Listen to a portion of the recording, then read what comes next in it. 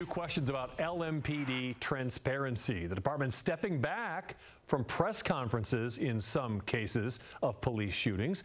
LMPD instead and curated video package of body camera video after a shooting involving police. Press conferences where LMPD leadership publicly answers questions will only be called in certain circumstances, like a mass shooting. Wade News reporter David Mattingly finds the policy is supported by Mayor Craig Greenberg. John Greenberg and his administration tout transparency, and when asked about LMPD backing away from press conferences in favor of releasing a video package, he said that he was calling it a step forward for transparency. In the meantime, there are new questions about LMPD use of deadly force. The investigation continues into how 32-year-old Yoel Napoles-Ravelo called 911 to be taken to the hospital and ended up being killed by police. Body camera video released 14 days later raises the new question. Why did officers apparently fire lethal shots the same time less lethal weapons, including a taser, were being used? This is what Assistant Chief Emily McKinley said Thursday.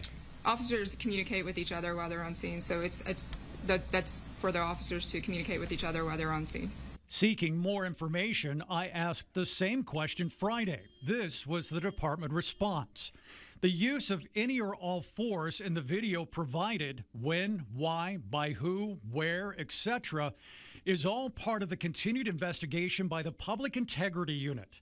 Any explanation prior to a complete investigation will be pure speculation on our end. What happened to Napoles-Ravelo, however, appears similar to the fatal shooting of another person armed with a knife in May. In this case, LMPD officers fired shots as Nicholas Pierce was being tased.